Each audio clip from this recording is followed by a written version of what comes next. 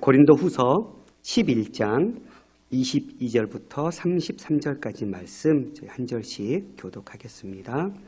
그들이 히브리인이냐 나도 그러하며 그들이 이스라엘인이냐 나도 그러하며 그들이 아브라함의 후손이냐 나도 그러하며 그들이 그리스도의 일꾼이냐 정신없는 말을 하거니와 나는 더욱 그러하도다. 내가 수고를 넘치도록 하고 옥에 갇히기도 더 많이 하고 매도 수없이 맞고 여러 번 죽을 뻔하였으니 유대인들에게 40에서 하나 감한 매를 5번 맞았으며 3번 태장으로 맞고 1번 돌로 맞고 3번 파선하고 일주야를 깊은 바다에서 지냈으며 여러 번 여행하면서 강의 위협과 강도의 위험과 동족의 위험과 이방인의 위험과 시내의 위험과 광야의 위험과 바다의 위험과 거짓 형제 중의 위험을 당하고 또 수고하며 애쓰고 여러 번 자지 못하고 줄이며 목마르고 여러 번 굶고 춥고 헐벗었노라. 이 외의 일은 고사하고 아직도 날마다 내 속에 눌리는 일이 있으니 곧 모든 교회를 위하여 염려하는 것이라. 누가 약하면 내가 약하지 아니하며 누가 실족하게 되면 내가 애타지 아니하더냐. 내가 부득불 자랑할진대 내가 약한 것을 자랑하리라. 주 예수의 아버지 영원히 찬송할 하나님이 내가 거짓말 아니하는 것을 아시느니라.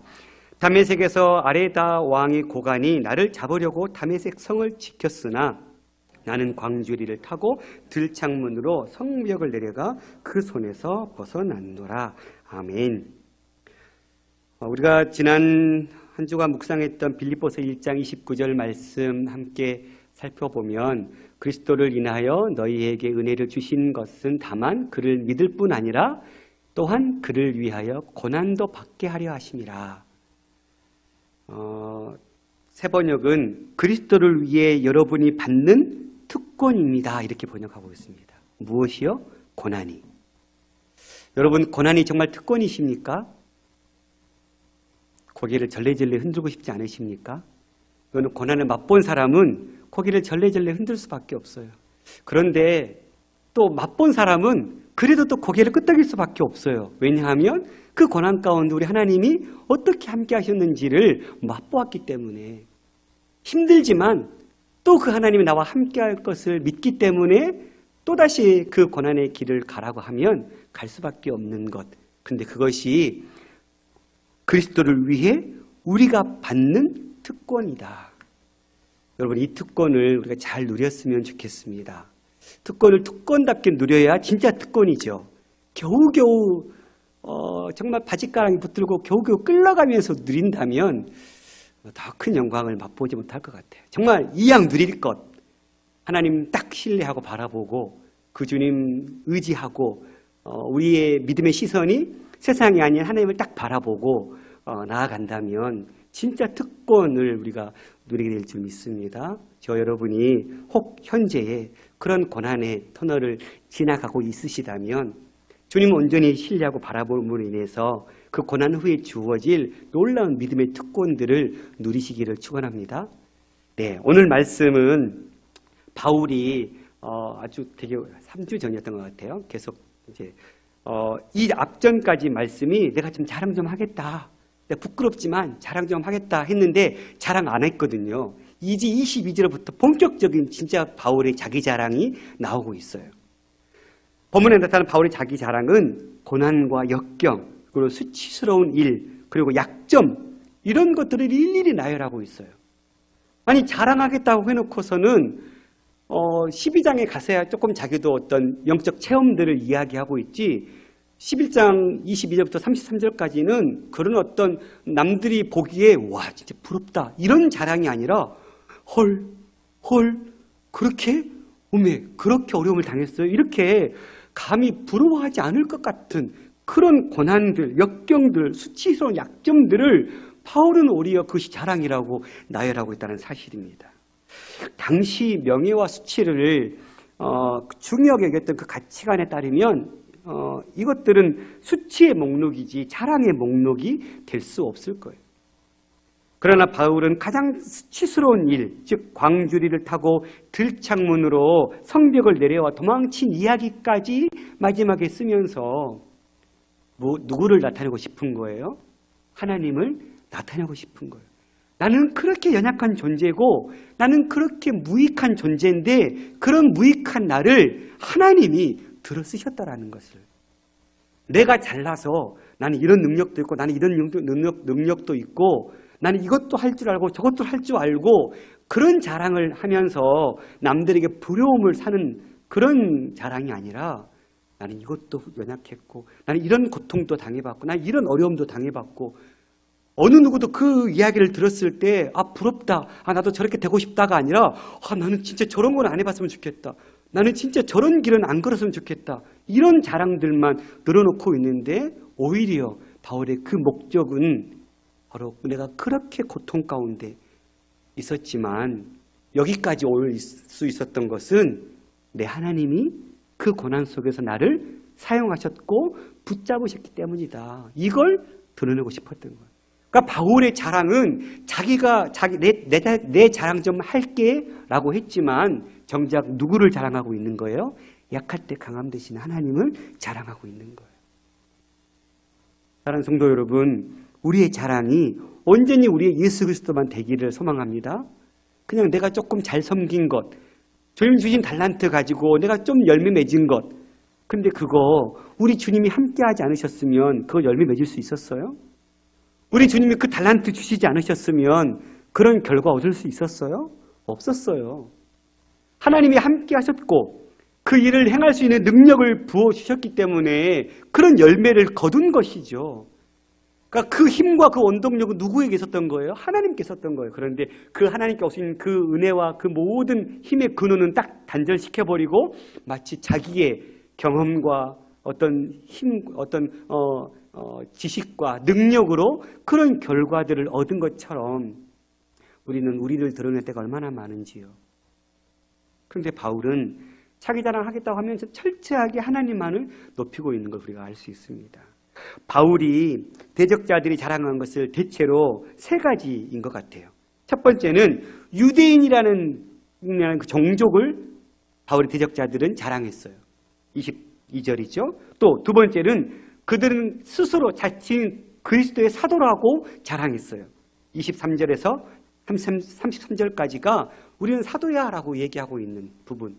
그리고 그 대적자들은 우리는 신비한 경험이 많다 하고 자랑하고 있는 것에 대해서 바울은 나도 그런 신비한 체험이 있어 하면서 크게 이 세 가지 대적자들이 자랑했던 것 같아요. 그런데 그 자랑에 대해서 바울은 자기의 그 고난과 역경들을 끄집어내면서 그것이 진짜가 아님을 오히려 드러내고 있는 것이죠.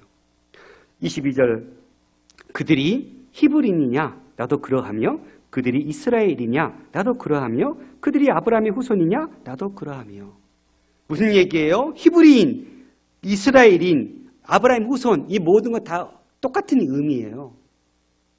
약속의 자손, 선택받은 민족, 똑같은 이야기를 세 번이나 쓰고 있으면서 그들이 그 특권의식에 사로잡혀 있는 우리는 유대인이고 이스라엘인이고 우리는 히브리인이고 우리는 아브라함 후손이라는 이런 눈에 보이는 그 자랑거리를 가지고 바울을 공격하고 비방했던.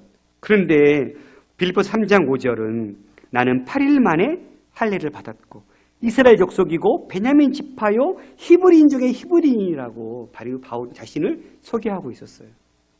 바울은 유대인이에요. 바울은 히브리인이에요. 바울은 아브라함의 자손 중에 한 사람이죠. 나도 똑같다. 거짓 선생들이 이야기하고 있는 것. 그런데 아마도 사도행전 22장 3절에 보면 나는 유대인으로 길리기아 다소에서 났고, 그러니까 다소는 이스라엘 지방이 아니잖아요. 더 위쪽 지방이단 말이에요. 수리아 지역. 그러니까 이 길리기아 지방은 이방 나라기 때문에 아마 바울의 대적자들이 야, 걔 이방에서 태어났잖아. 저 다소 출신 아니야? 그러니까 오해했던 것 같아요. 그런데 바울은 할례를 8일 만에 받았고 베냐민 지파라고. 오늘 사도행전 22장 3절에서는 나는 가말리엘의 문화에서 교육받은 사람이다. 당시 아주 유대인의 아주 위대한 선생 가운데 한 학파였던 가말리엘의 문화에서 나는 배운 사람이라서 나는 아주 율법에 엄한 교육을 받은 사람이다. 나는 율법적으로도 혈통적으로도 나는 너희들과 똑같은 이스라엘인, 히브리인, 아브라함의 자손이다 라고 바울은 이야기하고 있는 것이지요. 그러니 요약하면 히브리인은 인종이라는 관점에서, 또 이스라엘인은 종교와 사회적인 관점에서, 그리고 아브라함 후손은 어떤 신학적인 이해 속에서 바울은 나도 똑같이 그들과 함께 동일한 히브리인 중에 히브리인이고 이스라엘인이고 나는 아브라함의 자손이다. 자기 자신을 자랑하고 있는 것이죠. 23절, 그들이 그리스도 일꾼이냐? 정신없는 말을 하거니와 나는 더욱 그러하도다. 세 번역에서는 이렇게 번역하고 있어요. 그들이 그리스도의 일꾼입니까? 이건 지금 바울의 대적자들을 비꼬고 있는 거예요. 그들이 진짜 그리스도의 일꾼이야? 그들이 진짜 일꾼 맞아? 라고 묻고 있는 것이죠. 그러면서 뭐라고 얘기해요? 내가 정신 나간 사람같이 말합니다마는 나는 더욱 그렇습니다. 그들이 바울의 대적자들, 그들이 하나님의 사도라면, 그리스도의 사도라면 나는 진짜 사도 중에 사도예요. 그들이 진짜 사도라면 나는 그들과는 비교할 수 없는 사도입니다 하면서 진짜 사도는 어떤 삶을 살아야 하냐 하고 이야기하는 게 하반절부터 33절에 이르는 이야기, 29절까지 특별히 일어나고 있는 큰 여러 가지 고난과 역경들을 진짜 맛보고 겪은 자가 진짜 사도다. 복음을 이용해서 자기 배 채우는 사람이 사도가 아니다. 복음 때문에 고난도 기꺼이 받는 자가 진짜 사도다라고 바울은 이야기하고 싶었던 거예요. 그러니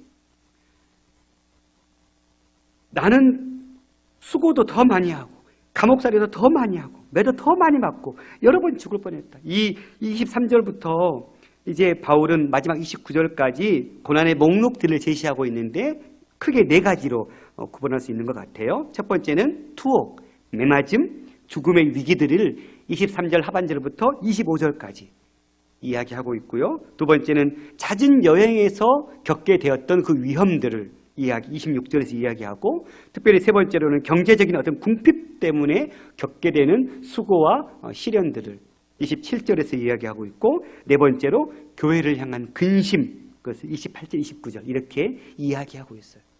이렇게 23절 하반절부터 29절까지 이야기하고 있는 이 바울의 고난에 대한 목록들은 바울이 쓴 바울 서신이나 사도행전에서 다 찾을 수는 없어요. 왜냐하면 그 서신들이 바울의 서신서나 사도행전과 같은 역사서가 모든 바울의 일거지일투족을 다 기록하고 있지 않기 때문에 그렇죠. 그러니까 어떤 내용들은 사도행전을 통해서 우리가 알 수 있는 것들도 있지만 전체적인 것들은 우리가 남겨지지 않은 기록들이 참 많아요. 살펴보면은요, 23절 하반절부터 그는 23절 하반절에 있었던 그 구체적인 고난, 그러니까 옥에 갇히기도 했고 매도 수없이 맞았고 여러 번 죽을 뻔했던 것들을 구체적으로 24절 25절에서 설명해 주고 있어요. 유대인들에게 40에서 하나 감한매를 5번 맞았다. 25절에 3번 태장으로 맞고 1번 돌로 맞고 3번 파손하고 1주야를 깊은 바다에서 지냈다. 이 매맞음에 대해서 자세히 풀어준 것이죠. 40의 감한매를 5번 맞았다. 이 태장에 대한, 이 태형에 대해서는 신명기 25장 2, 3절에서 이야기하고 있는데요. 같이 한번 읽어볼까요? 시작. 악인에게 태형이 합당하면 재판장은 그를 엎드리게 하고 그 앞에서 그의 죄에 따라 수를 맞추어 때리게 하라. 40까지는 때리려니와 그것을 넘기지는 못할지니 만일 그것을 넘겨 매를 지나치게 때리면 내가 내 형제를 경히 여기는 것이 될까 하노라. 이렇게 당시 유대 랍비들은 이것 때문에 매질의 횟수를 혹시라도 때리는 자가 숫자를 잘못해서 41대를 때릴까 해서 율법에 39대만 때려라 라고 정해놨다고 해요. 그런데 보통은 이 매질이 회당에서 실시되었고 어떤 종교적이거나 도덕적인 과실이 있을 경우 이런 어려움, 이런 이 태형을 맞게 됐는데요. 특별히 어떤 태형은 끝에 동물의 뼈조각이나 혹은 쇳덩어리를 달아놓고 때렸다고 해요. 그러니까 실은 39대까지 때려라. 이게 말이 39대지 대부분의 맞는 이 자들이 거의 죽기 일보 직전까지 가게 되는 그런 일들이 많았다고 해요. 유대 전통에 의하면 태형을 집행할 때 재판정이 수석 재판관에 입회해가지고 신명기 28장 58절 59절의 말씀, 하나님의 말씀을 하고 또 29장 9절 말씀 같은 이런 말씀들, 심판에 대한 말씀들을 행하면서 네가 그런 심판을 지금 받고 있는 거다. 그럼 마지막 태형의 맨 마지막에는 그러나 주께서도 자비가 충만하셔서 저들의 죄를 사하셨느니라. 이런, 이게 뭐 진짜 이건 실컷 때려놓고 이게 뭐 하는 짓이에요. 실제로 이런 일들을 행했다라는 거예요. 그러니까 이런 매를 바울은 5번이나 맞았다. 찾을 수는 없지만 우리가 사도행전 16장에 보면 이런 비슷한 일들이 있어요. 21절 3절에 보면 로마 사람인 우리가 받지도 못하고 행하지도 못할 풍속을 전한다 하거늘 무리가 일찍 일어나 고발하니 상관들이 옷을 찢어 벗기고 매로 치라 하여 많이 친 후에 옥에 가두고 간수에게 명하여 든든히 지키라. 이거 어디서 일어난 장면입니까? 빌립보에서 일어난 사건이에요. 결국은 이 일로 인해서 감옥에 투옥되게 되죠. 그러니까 이때 바울은 엄청난 매질을 맞아 당했죠. 이렇게 바울은 복음 때문에 엄청난 매질을 당했어요. 또 3번 파선하고 일주야를 깊은 바다에 지냈다. 바울이 파선한 이야기는 나중에 사도행전 27장에 나오는데 그건 이미 3차 전도여행 끝나고 로마행을 가면서 일어난 일이거든요. 그런데 고린도 후서는 3차 여행 중에 쓴 사건이니까 이 사건하고는 관계가 없어요.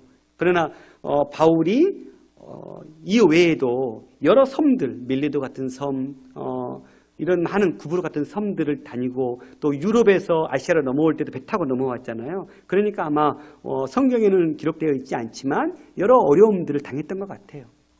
어떻게요? 사도행 27장처럼 유라굴로 광풍에 배가 휩싸여서 파손되게 되는 그런 비슷한 경험들이 있었던 것 같아요. 또 어떤 일에는 일주야를 깊은 바다에 지내게 되는 이런 경험들도 있었던 것 같아요. 그러니까 복음 때문에 엄청난 어려움을 겪은 것이죠.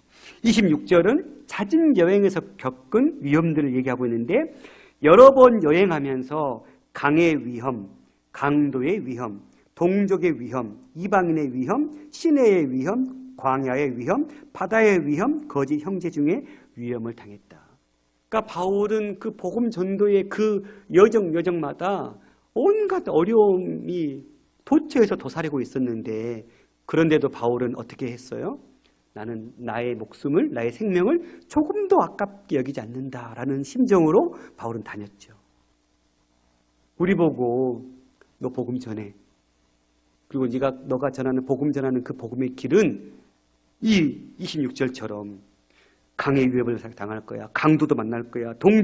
이스라엘의 동족이 너희를 위협할 거야. 이방인들도 너를 위협할 거야. 시내에도 광야도 바다도 거짓 형제 중에서 대적자들이 너를 위협할 거야. 이걸 얘기한다면 그 길을 갈 수 있겠어요? 쉽지 않은 일. 그런데 바울은 복음을 전하기 위해 숱한 고난들을 마다하지 않고 걸어갔다라는 거예요. 그 와중에 끝까지 바울은 복음을 전했어요. 밀레도에서 장로들이 너 지금 예루살렘으로 가면 감옥에 갇힐 것 같습니다. 가지 마십시오 라고 만류했어도 바울은 끝까지 내게 주님 주신 사명이고 이 사명을 내가 다 이루는 일에는 내 생명을 조금도 아끼지 않겠다 하고 눈물 닦아주고 가요. 27절에는 경제적인 궁핍을 이야기하고 있어요. 또 수고하며 애쓰고 여러 번 자지 못하고 줄이고 목마르고 굶고 춥고 헐벗고 어떻게 이런 길 가라 그러면 갈 수 있겠어요. 참 말씀 묵상하면서 너는 복음 때문에 굶고 춥고 헐벗어 본 적 있냐? 이렇게 물었어요. 성도님들에게 자신 있게 나는 그렇게도 굶어봤고 그렇게도 추워봤고 이렇게 얘기할 거리가 별로 없어요. 그냥 뭐 개척교회 좀 섬기면서 좀 그냥 뭐 사례비 못 받은 거 뭐 그거 대단치 않아요. 남들 대학원 다 진학할 때 저는 5년이나 늦게 진학할 수밖에 없었거든요. 그 교회를 세우기 위해서. 그것도 실은 제 결정이에요. 저는 큰 교회에 5번째로 분립한 교회였기 때문에 목사님 목회가 너무 좋았고 목회 마인드도 너무 좋았고 그래서 제 생각으로 한 2년이면 충분히 이 교회는 부흥한다. 그래서 내가 2년만 딱 고생하고 2년 후에 대학원 가자. 철저히 제 계산이었거든요. 그런데 웬걸요? 2년째부터 월급을 못 주네요. 그리고는 3년, 4년, 5년이 돼가는데 이제 목사님이 이제 안 달라신 거예요. 당신 때문에 내가 못 가는 거 알고 있으니까. 저는 이미 직장을 다니면서 처음 신학교를 했기 때문에 야간 공부가 너무 힘들었고 또 물리적으로 많은 시간을 공부하지 않다 보니까 신학의 양도 부족해서 저는 주간에 대학원만큼은 공부하고 싶었거든요. 근데 목사님이 제시를 하시는 거예요. 박 전도사님, 다시 야간 대학원 가는 게 어때요? 그걸 어떻게 거절할 수가 없었어요. 목사님이 너무 미안해 하시니까 그래서 또 야간 신학대학원을 갔죠. 그런데 그 학교가 분쟁이 나가지고 제대로 된 교수님한테 배우지도 못했어요. 얼마나 억울했는지 모르겠어요. 뭐 그런 거 바울에 대하면 그거 진짜 말하기도 부끄러운 거예요. 바울 서신 속에 담겨있는 그 바울의 역사의 그 현장을 우리는 이미 알고 있기 때문에 그런데 우리가 그렇게 물리적으로 비교할 수는 없지만 우리 각자에게 주신 복음 때문에 겪게 되는 고난들이 있잖아요. 저희 어머니가 그렇게 부모님 가족들 전도하려고 해도 이게 전도가 잘 안 됐어요. 그리고 꿋꿋하게 계속 잘 섬겨드렸죠. 네, 하나님께서 어머니의 건강을 지셨어요. 그래서 목포에서 앰뷸런스를 타고 서울 삼성의료원까지 왔어요. 그때 어머니가 다른 놈들 다 필요 없다. 막내만 타라 그러시는 거예요. 그 정신없는 때. 그리고 뭐라 그러시면 야 찬송 불러라. 그러니까 그 겨울이었거든요. 겨울날 눈 온 그 눈길을 올라가는데 어머니께서 막 연기라 찬송 불러. 그래서 저는 앰뷸런스에서 찬송 부르면서 서울까지 올라왔어요. 그리고는 이제 서울 의료원에서 이제 모든 검사를 다 했는데 그 어지럼증에 대한 원인을 찾지 못한 거예요. 그때 어머니께서 나 이제 퇴원하면 나 이제 모든 신 다 버리고 우리 집에 아주 온갖 신이 다 있었거든요. 그거 근데 나는 못 태우니까 네가 가서 태울래? 예? 그래서 진짜 퇴원하고 바로 시골 가서 다 끄집어내서 다 태워버리고 이제 우리 집은 예수 믿는 집 선언했어요.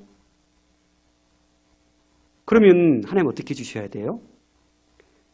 탄탄대로의 길을 걷게 해주셔야 되잖아요. 사업이 폭망하기 시작하는데요. 고향 땅을 떠나서 전라도 인자도 그 땅끝 쪽에 그 서해안 끝쪽에 살던 부모님이 태안에 올라와서 이제 또 경기도 남양주까지 양주까지 올라가서 이렇게 아파트 경비원하고 폐지 주면서 살아야 되는 삶으로 바뀌어버린 거예요. 그때 저의 기도는 어떤 기도였을까요? 다른 기도 안 나오더라고요. 하나님 제발 우리 부모님이 하나님 안 믿을 때 온갖 우상 그 다 섬길 때는 그렇게 떵떵거리면서 살았는데 내가 신을 바꿨더니 내가 이렇게 쫄딱 망했는데 이 소리 하지 않게 해주십시오. 내 부모님의 입술 속에서 왜 그러냐면 동네 사람들은 저 신 바꿔가지고 저 지경에 이르렀다고 얘기했거든요. 저 신 안 바꿨으면 저 집이 저러지 않았을 텐데. 그러니 그 소리를 들은 부모님의 심정은 어떻겠어요? 그러니까 저의 기도는 그거 하나밖에 없었어요. 그런데 웬걸요? 저희 부모님은 그 아버지는 그 시간을 성경을 필사하시면서 이겨내신 거예요. 저희가 가보를 주시기 위해서 그 고난의 시간 속에 성경 한자 써내가면서 나중에 그거 다 지나고 나서 한 말씀 하시는 거예요. 내가 선택을 잘못해서 망한 거지. 내가 하나님 선택해서 망한 거나 미친 사람들 이런 하면서 이렇게 동네 사람들 막 욕했었거든요. 저는 그 아버지가 너무 자랑스러워요. 그러니까 그때는 너무너무 저에게는 그 기도가 절박했어요. 하나님 제발 저희 부모님 입술 속에 신을 바꿔서 이 모양 이 꼴 됐다라는 소리는 나오지 않게 그 믿음 지켜주십시오. 정말 늘 기도했던 것 같아요. 경제적인 궁핍 때문에 겪는 수고, 복음 때문에 이런 일들을 겪게 될 때가 있죠. 또 바울은 28절 29절에 보면 29절에 보면 교회를 향한 근심이 너무너무 많이 있어요. 이 외의 일은 고사하고 아직도 날마다 내 속에 눌리는 일이 있는데 곧 모든 교회를 위하여 염려하는 것. 바울이 세운 교회마다 승승장구하면서 잘 믿음 안에서 세워져 가면 좋을 텐데 고린도 교회만 해도 온갖 거짓 선생들의 미혹에 속아 넘어가서 너무너무 쉽게 복음을 바꿔버리고 거짓된 복음 앞에 받아들이고 이런 모습들이 보이니까 얼마나 바울은 가슴이 아팠겠어요. 그런 교회들을 생각할 때마다 교회를 위해서 염려하는 마음이 불릴 듯 일어났을 거예요. 누가 약하면 내가 약하지 아니하며 누가 실족하게 되면 내가 애타지 아니하느냐. 바울은 성도 한 사람 한 사람 때문에 함께 울고 함께 아파하고 함께 고통을 나누는 그런 선교사였죠. 목회자들은 성도들이 행복하고 신앙 안에서 열심히 세워가면 그것만큼 기쁠 데가 없어요. 그런데 성도들이 고난에 어려움에 처해 있다는 소식을 들으면 그때처럼 가슴이 애려올 데가 없죠. 내게 기도하라고 맡겨주신 성도가 어려움을 겪는다고 할 때는 눈물을 쏟을 수밖에 없는 기도의 자리에 나갈 수밖에 없죠. 바울은 그렇게 교회를 사랑하는 마음으로 섬겼어요. 그 누구보다도. 그러면서 바울은 공동체 구성원이 모두 한 몸이라는 그런 마음 안에서 한 지체라도 떨어뜨리게 하지 않기 위해서 바울은 가장 낮은 자리에까지도 마다하지 않고 갔던, 한 생명을 살리기 위해서라면 자기의 모든 마땅히 누려야 될 권한과 그 권리를 다 내려놓고 가장 낮은 자리에까지 가기를 두려워하지 않았던 바울. 결국은 그렇게 섬겼기 때문에 바울은 많은 사람들을 주께로 중매쟁이의 역할을 감당하게 하는 그 사명을 감당했던 것이죠. 오늘날 목회자들에게 주고자 하는 가르침이 너무 분명하지요. 목회자의 할 일은 성도를 하나님께 중매시키는, 성도들이 하나님께 더 가까이 가고 더 사랑하는 일에만 전념할 수 있도록 도와주는 이 일을 힘껏 감당하는 것 외에는 감당할 게 없어요. 그런데 이 일에는 관심이 없고 자기 배 채우는 일에만 관심이 있다면 그냥 그건 사건이죠. 바울은 이렇게 23절부터 29절까지 자랑이라고 하기에는 너무 민망한 자랑, 그러나 그 자랑 속에 그런 바울을 사용하셨던 하나님이 드러나고 있잖아요. 여러분, 우리의 고난을 신앙의 자랑으로 이야기하는 것, 왜 그게 귀한 거예요? 그 고난 속에 함께 하신 하나님이 드러나기 때문이죠. 내가 그런 어려움을 당했는데, 내가 그런 힘든 일들을 당했는데 하나님께서 상황을 열어주시고 만날 만한 자를 만나게 하시고 피할 길을 열어주시고 하면서 나를 오늘 이 자리까지 오게 하셨다고, 하나님의 은혜라고. 그러면 비슷한 고난에 있는 사람들이 은혜를 누리죠. 용기를 얻게 되고. 저는 그래도 세 딸 중에 두 딸을 생명의 위기 가운데 이렇게 처하게 본 적이 있어서 자식이 아픈 사람을 보면 그냥 내 마음 같아요, 진짜로. 왜냐하면 진짜 자식을 이렇게 죽음이라는 단어에 이렇게 갖다 붙이는 게 얼마나 참 부모로서 고통스러운 것인지를 저는 조금이나마 경험했기 때문에 자식 때문에 아파한 사람 보면 그냥 막 가슴이 애아려 와요. 그래서 하나님 앞에 내가 주님 바라보면서 이겨냈던 걸 이야기해주고 싶고 그 하나님 바라보라고 격려해주고 싶고 나도 하나님께서 그런 자리에서 붙들어 주셔서 오늘에 이렇게 은혜를 누리게 하셨다고 막 얘기해주고 싶죠. 왜냐하면 이겨냈으니까. 하나님의 손을 맛보았으니까. 바울은 그렇게 그 자랑을 하고 있는 거예요. 그러면서 30절 31절 내가 부득불 자랑할진대 내가 약한 것을 자랑하리라. 바울은 자기 잘난 거 자랑하지 않았어요. 가장 약한 것. 그런데 그 가장 약한 것이 하나님의 가장 강함을 드러내는 것이었죠. 주 예수의 아버지의 영원히 찬송한 하나님이 내가 거짓말 아니하는 것을 아신다. 내가 자랑하는 이 자랑은 나 거짓 하나나 보탠 거 없어. 다 하나님이 함께 하셨던 그 손길들이었고 하나님만 드러나는 일들이었어. 이거 하나님이 다 아시는 거야. 그러면서 마지막 다메섹에서 일어났던 일 32절 33절 다메섹에서 아레다 왕의 고관이 나를 잡으려고 다메섹 성을 지켰으나 나는 광주리를 타고 들창문으로 성벽을 내려가 그 손에서 벗어났다.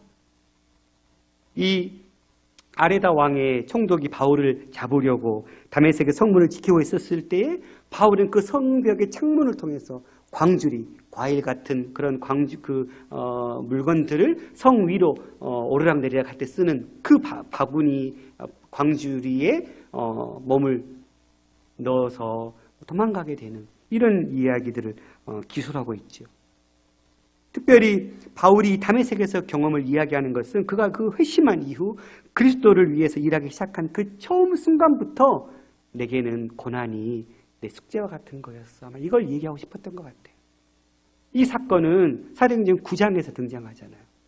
바울의 회심 사건. 다메섹에 가는 도중에 주님 만났던 그 사건. 그 사건을 통해 주님 만났지만 주님 만나고 나서 바울이 당해야 했던 사건은 뭐였어요? 광주리에 담겨서 성 밖으로 도망쳐야 했던. 아니 성 안으로 개선장군처럼 들어가는 그런 자랑이 아니라 너무너무 초라하게 자기 생명을 부지하기 위해서 광주리에 담겨서 성 밖으로 쫄쫄쫄쫄 내려서 도망치는 이 사건을 마지막 자랑으로 이야기하고 있어요. 사도행전 9장과는 조금 다른 차이점이 있다면 오늘 고린도후서에서는 이 아레다 왕의 고관이 자기를 잡으러 왔다고 표현하고 있지만 사도행전 9장에서는 누가 잡으러 왔어요? 유대인들이 잡으러 왔죠. 그러냐 이 당시 이 아레다 왕의 고관 아레다 사세라고 하는데요.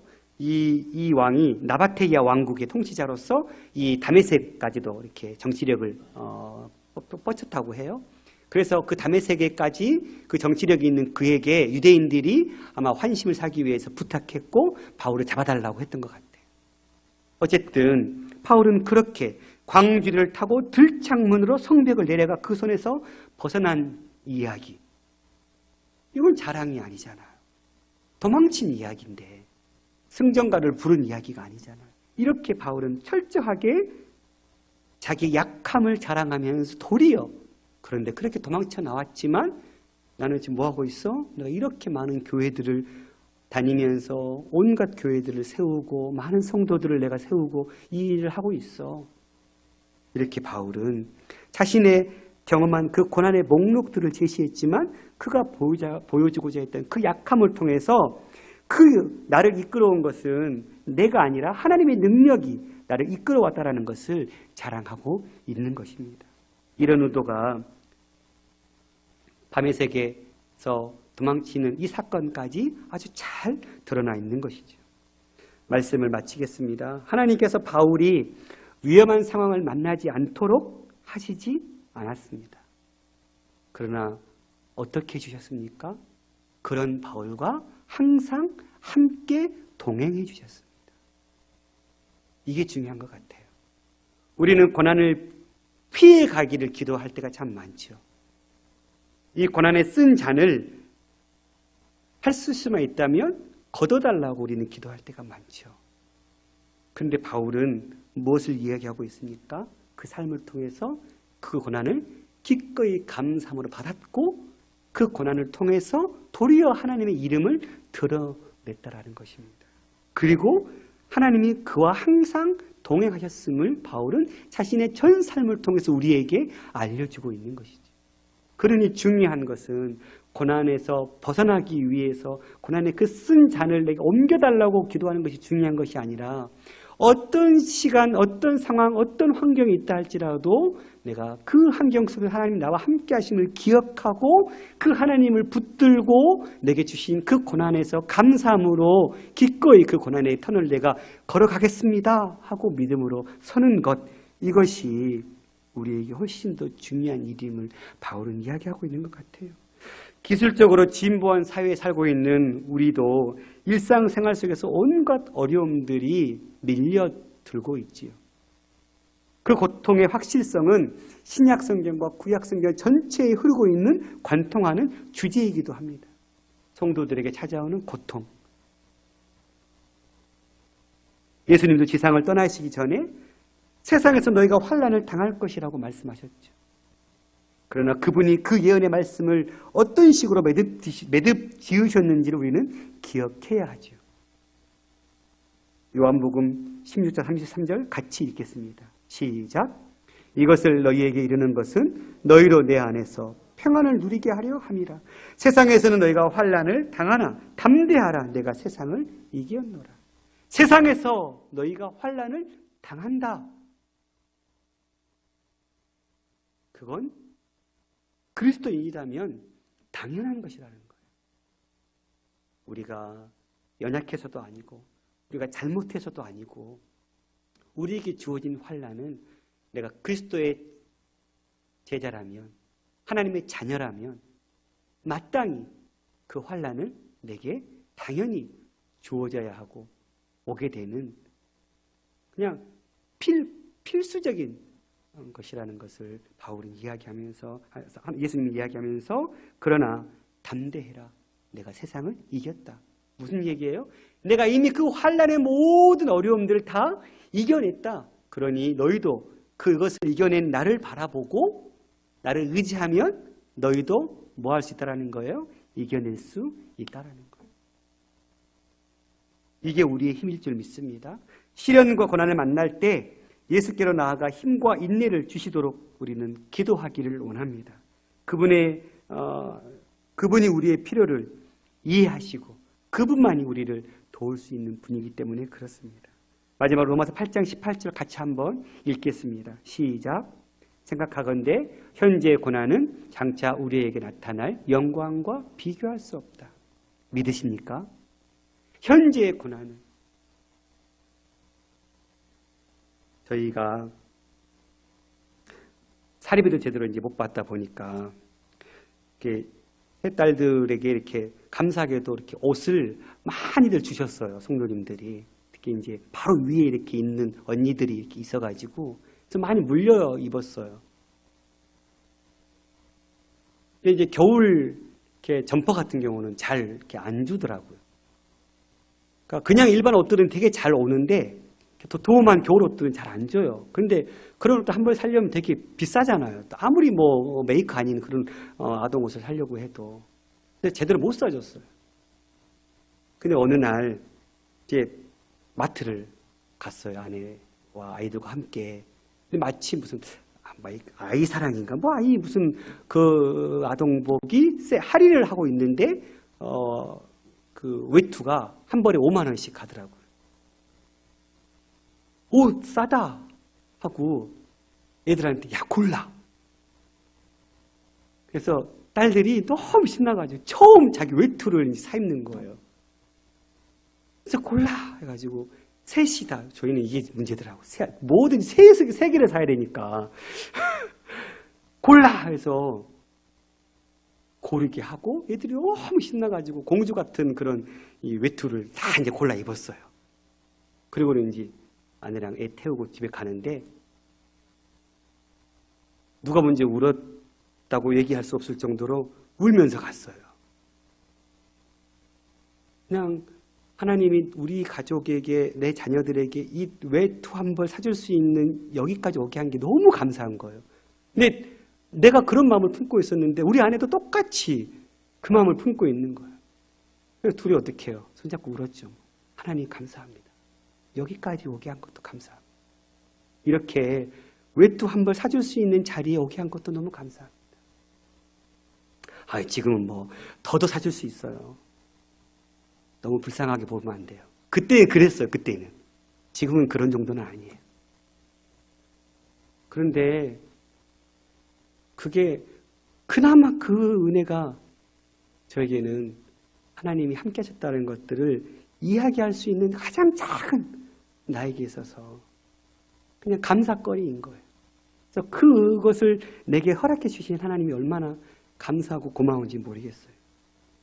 그때의 고난은 지금의 누릴 영광과 비교하면 진짜 비교할 수 없어요. 사랑하는 성도 여러분, 오늘의 고난은 어려워요. 눈물 나요. 힘들어요. 그러나 복음 때문에 겪는 고난. 어제 뉴스 보면서 너무 가슴이 찢어졌어요. S교회가 또 나오면서 은퇴하신 너무너무 유명한 목사님이 은퇴한 이후로 받은 돈이 2003년부터 2017년까지 91억 받으셨다.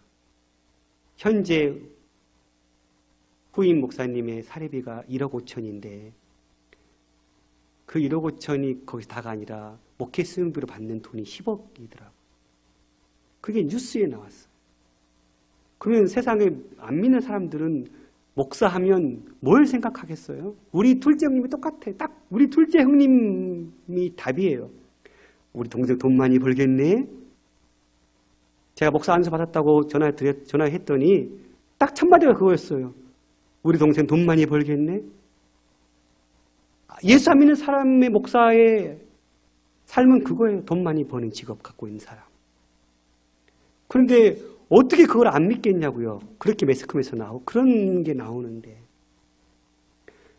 그건 복음을 위해서 자기 배 채운 거죠. 물론 귀한 거 썼대요. 네, 썼을까라고 믿어 의심치 않습니다만 아무리 썼다고 해도 도무지 그 돈은 이해가 되지 않아요. 그러면 지금도 작은 교회에 성도 몇 명 붙들고 정말 애쓰면서 기도하는 대다수의 목회자들은 어떤 사람 돼버리는 거예요? 왜 복음을 위해서 복음을 통해서 기꺼이 고난을 받아도 부족할 이때에 복음을 이용해서 자기 배 채우고 자기 왕국 만들고 있는 이 한국 교회를 누가 따를 수 있겠느냐? 그래서 우리 생동교회는 더 눈을 부릅뜨고 목회자들을 살펴주셔야 돼요. 저는 진짜 정 목사님의 가르침 중에 가장 담고 싶은 거 딱 한 가지를 꼽으라 그러면 스스로 자기의 권위를 내려놓기 위해서 안절부절하시는 모습이 충분히 대접받을 수 있어요. 그 정도 내가 생각할 때도 그 정도 받아야 우리한테도 흘러올 텐데 너무 철저하게 안 받으세요. 그런데 그게 본받아야 될 거예요. 왜 내 생일을 챙기냐고 막 대놓고 얘기하시잖아요. 내 생일은 한 사람만 챙기면 된다고 하시는 것. 저는 그게 몸부림이라고 생각해요. 왜 한국교회 목회자들이 나이 들어서 다 그 길을 거겠어요? 나는 그분들은 저와 같이 젊었을 때 이렇게 혈기왕성했을 거라고 생각해요. 복음 앞에 분명히 서 있었을 거라고 생각해요. 그런데 대접받다 보고 성도들의 사랑을 너무 넘치게 받다 보니 높은 자리에 본의 아니게 올라버린 것이죠. 목사님 거기에 안 오르시려고 애쓰시는 것 그거 하나가 얼마나 참 정말 닮아야 될 모습이죠. 그래서 성도님들이 도와주셔야 되는 부분이에요. 정말. 사랑으로 섬겨주시는 것 너무 감사하지만 그것이 분에 넘치는 사랑이라면 그것은 목회자를 병들게 만드는 거예요. 어느 순간 선교사가 가장 타락할 때는 보상심리가 싹트기 시작할 때라고 그래요. 내가 이만큼 고생했으면 이만큼 채워줘야지. 저는 목회자도 똑같다고 생각해요. 그 마음이 들기 시작하면 타락하는 거죠. 그래서 우리 생동교회가 끝까지 정말 목사님 은퇴하실 때까지도 너무 아름다운 그 모습을 잘 지켜낼 수 있도록 여러분들이 도와주셔야 하고 그렇게 두 눈 부릅뜨고 교회 재정이 어디로 흘러가는지 어떻게 쓰는지 지켜보셔야 하고 더 바른 곳에 더 좋은 곳에 쓰이도록 응원하고 격려하고 도우고 그렇게 할 때 하나님의 영광이 떠나지 않는 그런 교회를 세워져 갈 수 있을지 믿습니다.